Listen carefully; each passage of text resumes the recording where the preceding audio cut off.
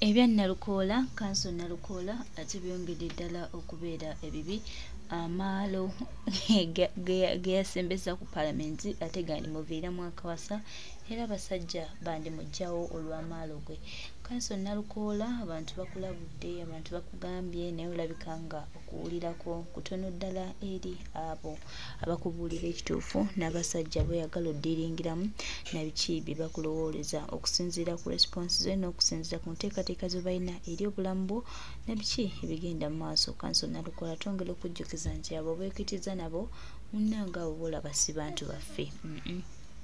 Tebatwagala wabula balina byabwe bye baagala kuyisaawo, balina byabwe banoonya, balina nteekateeka zaabwe endala ennyo era twongera okujjukiza nti gwe bafuula ennyo mikwano gyo baloge nti no be basinga be baliwo naye one time ogenda kyejjusa ng'obulamu bwe obuseera bibye. Jjukira nti ne Honorable Muhammad Ssegirinya naye bw'atyo bwe yali ng'alowooza nti no bakolagana nabo ekigendererwa nti bo bwe batyo bakyagala naye mukwano gwange muganda wange byakomekkereza nga si birungi nnyo gy'ali. So beera mwegendereza okimanye nti nno abantu abo si kyobalowooleza ate munange si kye bali. Oyinza okugamba maama bannyaniriza, maama baliwo ku lwange, maama bambeereddewo, maama biki muganda wange bali balina bigendererwa byabwe, balina nteekateeka zaabwe endala nnyo nnyo ku zaffe. Twongera okujjukiza n'okutegeeza nti gwe tukulabudde era tukulabudde abantu bano bayitire ddala wala kubanga kagenda kujjuutuka. From my reliable source bagenda tukuba goolo oba free kick. Musambi Wasano gubayita mukyerezi yakubye Madrid ebbiri nga zi mu kifo kimu nga zanjawulo. Bagenda tukuba. Kino nkikusabye mukulembeze ne lupu mumpulirizeeko for the first time siba instructing. From my reliable sources bagenda kukozesa ennaku z'omwezi 15-17 bayise etteeka lino bakwate okusala kwa paliamenti nga mwabaddeyo wabiwa abaana. Teri agenda kuddamu kwogera ku kigambo kipeta national okujjako okukkiriza emisango. Ekiva ku okukkiriza emisango bagenda giteeka kwani ku president national platform nga bafuna ekyabwe. Okujjako nga mulo teri agenda baga information zengi bagambye. Akala kakano. Abatujju bagambye okuli Didigi nti in case mugamba mugenda teekawo resistance okulemesa debate eyo biru ez'okujja bagenda bakola kye bagenda kudamba reading parliament babakube babamenye babakube n'empiso live nga bajja kukamera n'amasannyalaze bazi bakube mu parliament kye bakola luli bagenda kibakola Didigi yalagidde. The information temune mugenda jijja. Ebintu bibiri byembagambye singa mwekizigane musigalayo ne muga mugenda kwekyanga bagenda kujjako amasannyalaze bakube nga bakuba n'empiso z'obutwa ekindada ku mujja kitegeera bwentyo bwe mbikola ebyembimaze. Mr. George Ssenyo yino buwombeefu ba MP mwenna temugezi aba national platform please temugenda anaabagenzeeyo ojja kuba okolagane Museveni era nga buli kimu ekigenda mu maaso mukikkiriziganyako ogwange enguma zaawo nvuddewo.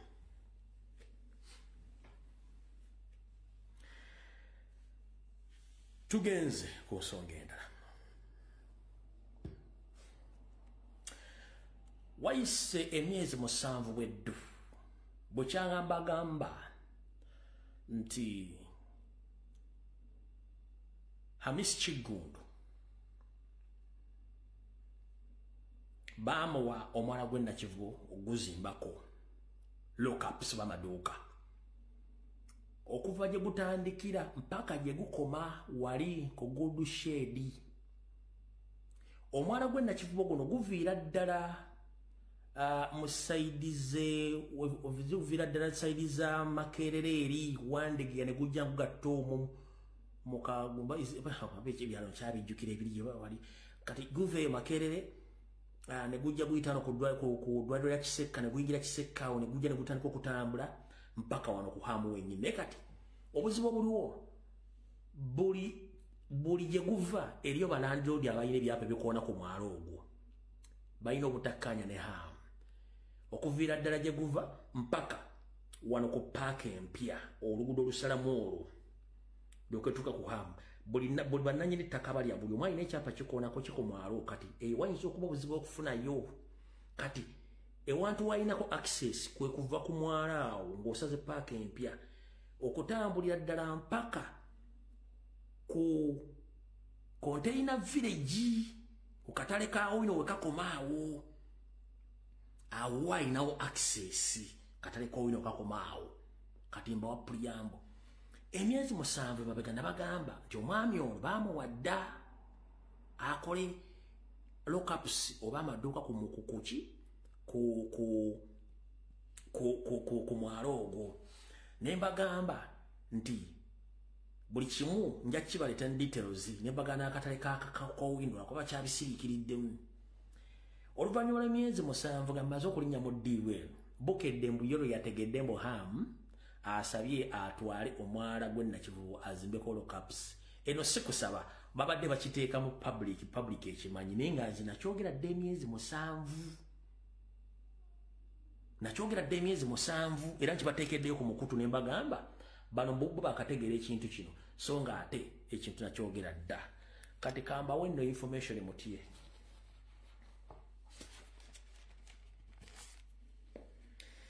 okusinziira ku bufere obuli mu Uganda n'obubbi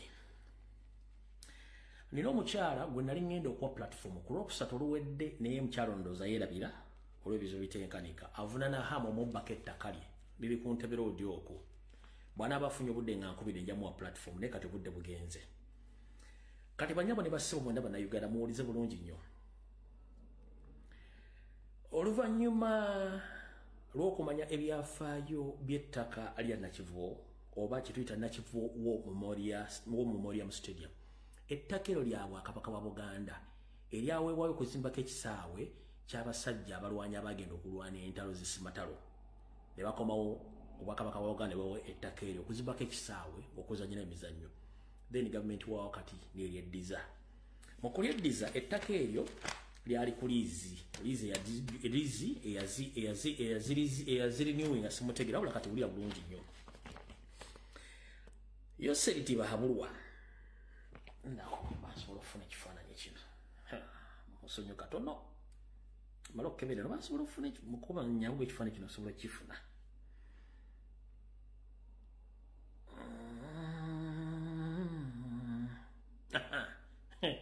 nange ntereka kati wano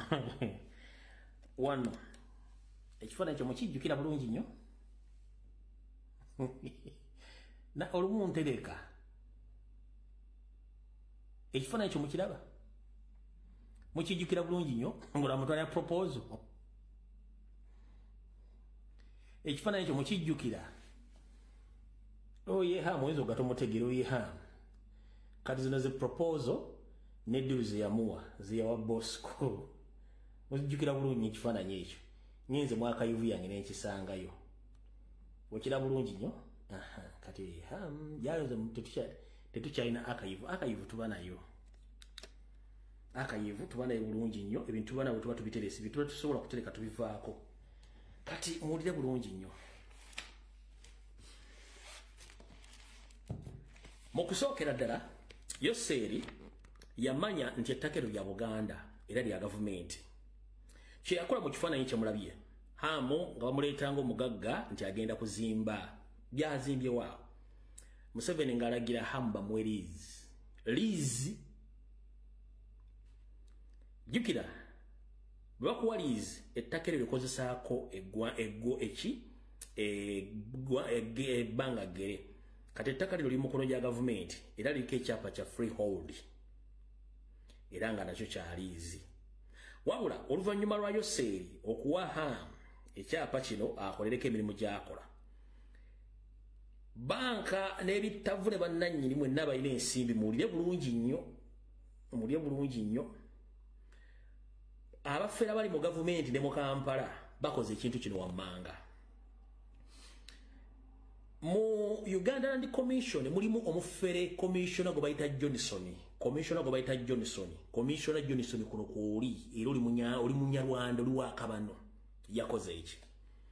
commissioner wa lands mu Kampala go baita Johnson nga akolagane ham ne Kirumira bakola kye tuyita subtitle sub fake titles ne bazituuza ku freehold ne baziwa hamu ne baziwa ne Kirumira nga batwala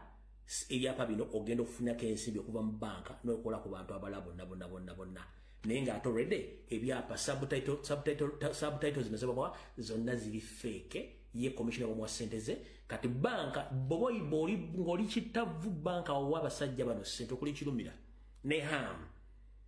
nga bakuwadde ebyapa biri mu manya gaabwe naye nga bya Nakivubo Memorial Stadium muganda wangu oyina bifu eyo banka muyina bifu babafera mugende mukwata Kirumira ne ham basibenga obudde bukyali temugenda kufuna sente zammwe n'ettaka lye babawerako ebyapa fu buli kyonna ekiri mu Uganda kifu efufullu Commissioner Johnson musajja munyarwanda yakola yatuzaako subtitles naziwa Kirumira ne hamu ogenda okufera banka n'abantu abalala bawe sente bakole ebintu ebyo kati mutegedde bulungi nnyo ekiri mu Kampala n'ebitundu ebirala so Nakivubo bwati bwayimiridde n'ebintu ebirala mutegedde bulungi nnyo awo tuvuddewo kubanga tuyita mu bwangu tugenzeko mambuka oluvannyuma lw'okuba omulango obutakungula eri bannayuganda bali mambuka nga Salimu Sala bafuukidde ekyambika olw'okuba nti ayagala twala amataka gaabwe n'okubafuula bannayuganda ababundabunda wetwogerera essaawa zino buno obubaka bwenfunye okuva mu mambuka kambasomere mu luzungu mbalageko ne ka video then mutegere bulungi nnyo.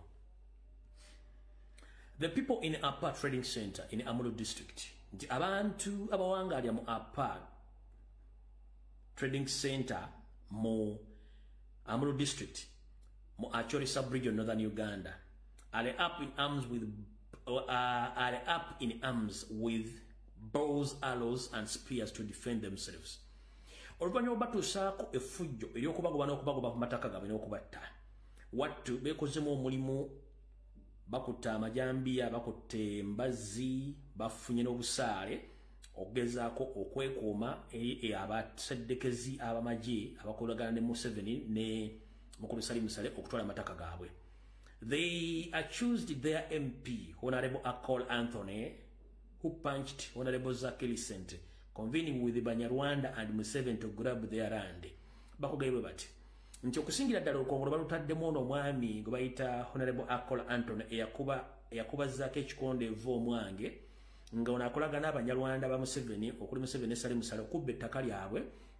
era bakolagane ne UPDF okutwala amataka g'abantu ku kifuba n'okubatta mu ngeri ey'ekyonoonero. Tugenda mu maaso.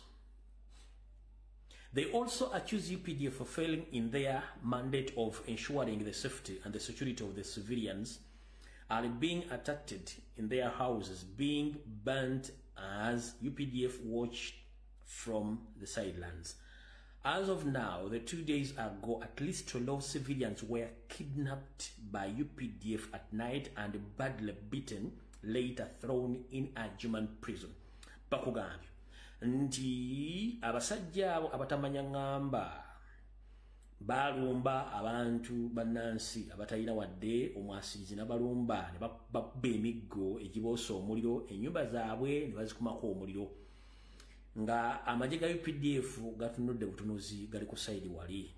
Wetwogerera ennaku 2 gye zivuddeko emabega abantu 12 ababulijjo bawambibwa amagye ga UPDF ekiro ne bakubibwa bubi nnyo nga taasulewo taakeese oluvannyuma ne batwalibwa ne basuulibwa mu mbuzi ekogga mu bitundu bya Jumani makomeraako.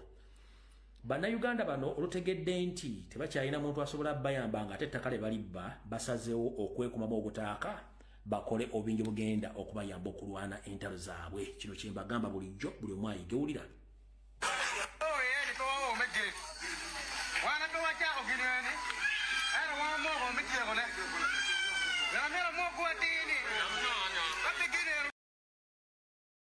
Binkwatako okitegeera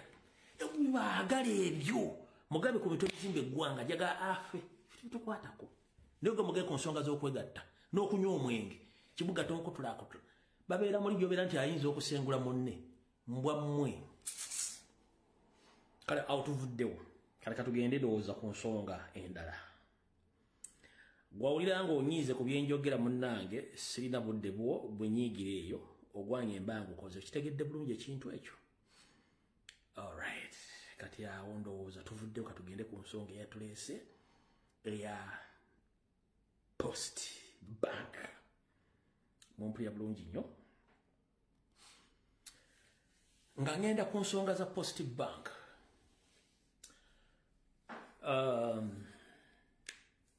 ngenda kuza omwezi 16 omwezi guno gwennyini esigala ennaku 5 ffena tugenda Masaka nakuza omwezi 16 ffena tugenda Masaka kooti either abantu baffe bawozesa emisango obe bate kubanga tewali musango bavunaana mumpulira bulungi nnyo ngenda kuza omwezi 16 tugenda Masaka either kooti ewesa abantu baffe obe bate oba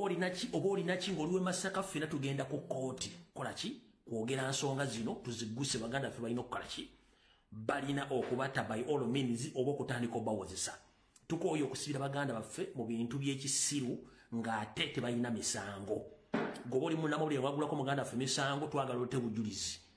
omuwabi wa gavumenti leeta obujulizi obuluma comrade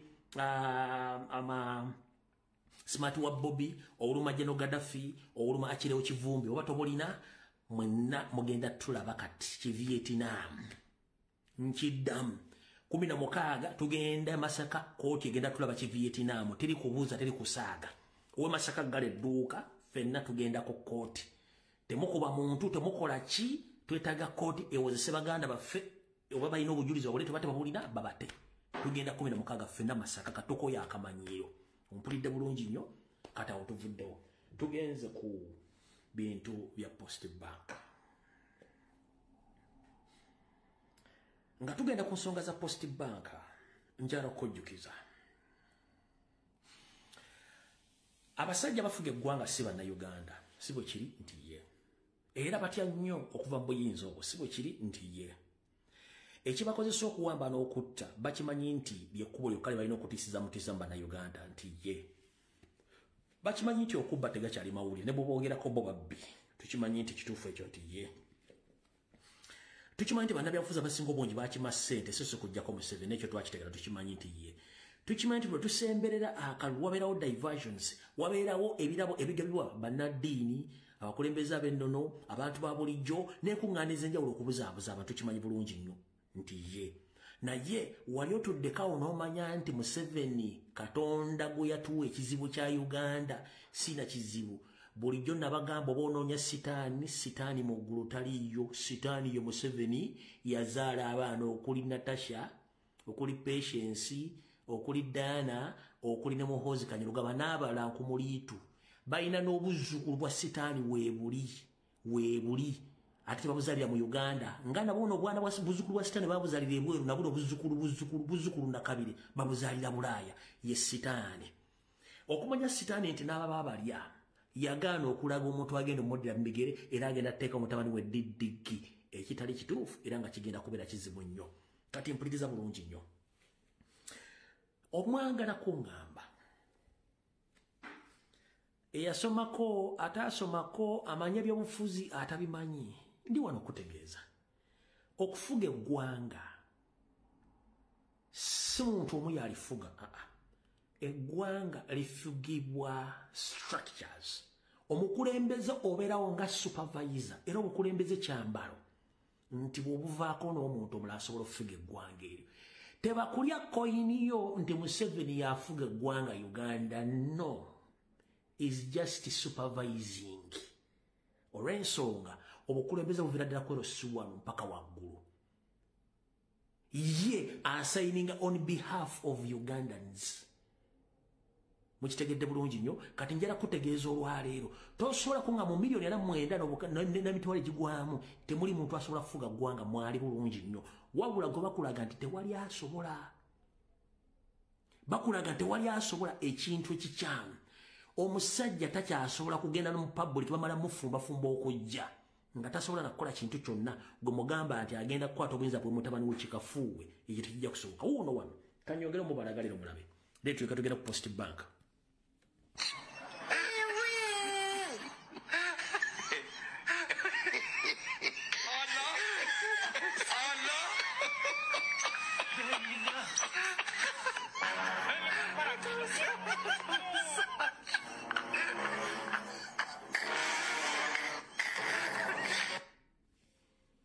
mukudirem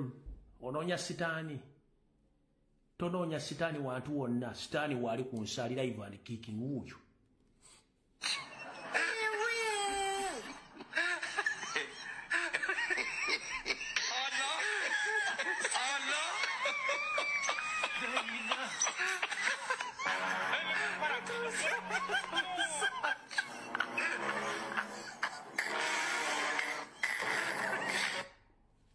yo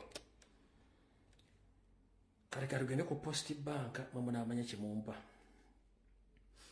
alright Post Bank Limited zezimu ku banka ezali eza government era nga n'abagiri bonna bakola ku lwa government yo seriti bahabulwa era ng'essaawa zino eri matigga nga bw'okimanyi nakutegeeza gibuvuddeko gwalina account n'ensimbi zo gendo zijje mu Post Bank naawe kenyini yategekayo ensimbi gendo zijjeyo saako